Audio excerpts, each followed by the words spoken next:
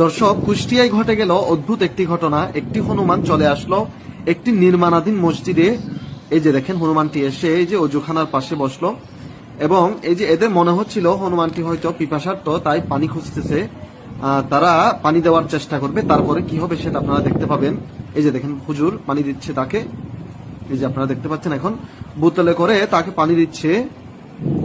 দর্শক, এটাকে অনেকেই অলৌকিক ঘটনা বলে দাবি করছেন। এই যে দেখেন, কারণ একটা হনুমান মানুষকে সাধারণত ভয় পাওয়ার কথা, কিন্তু সে মানুষের পাশে এসে বসলো এবং পরবর্তীতে দেখেন এই যে এই পানির কলটি ছেড়ে দেওয়ার সাথে সাথে হনুমানটি এসে সেখান থেকে পানি খাচ্ছে। এই যে দেখেন, আপনারা দেখতে পাচ্ছেন কত সুন্দর করে হনুমানটি পানি খাচ্ছে এবং এই যে মুসল্লিরা আশপাশ থেকে এই যে তারা সেই দৃশ্যটা দেখতেছিল এবং পরবর্তীতে সে কিন্তু এই হনুমানটি মসজিদের ভিতরে প্রবেশ করলো।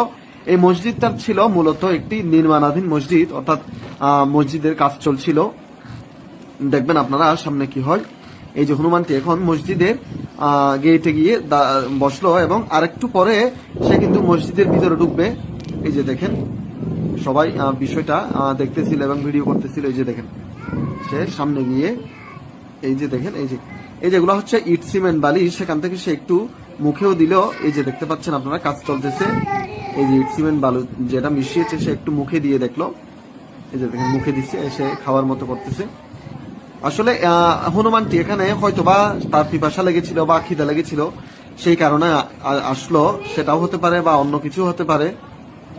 দর্শক, ভিডিওটা আপনারা সবাইকে দেখার সুযোগ করে দিবেন, যাতে এই সুন্দর দৃশ্যটা সবাই দেখতে পারে এবং আপনাদের মতামত জানাবেন যে আসলে হনুমানটা এখানে কি জন্য এসেছে, বা তার কি আসলে পিপাসা লেগেছিল নাকি খিদা লেগেছিল নাকি অন্য কিছু হতে পারে এটা।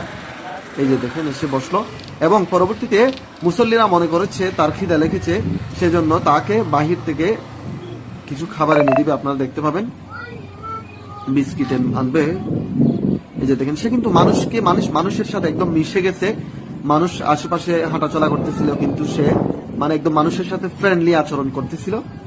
এই যে সে বসে আছে এবং মনে হচ্ছিল এই যে হনুমানটি মনে হচ্ছে তার পেটে বাচ্চা ছিল, এরকম মনে হচ্ছিল।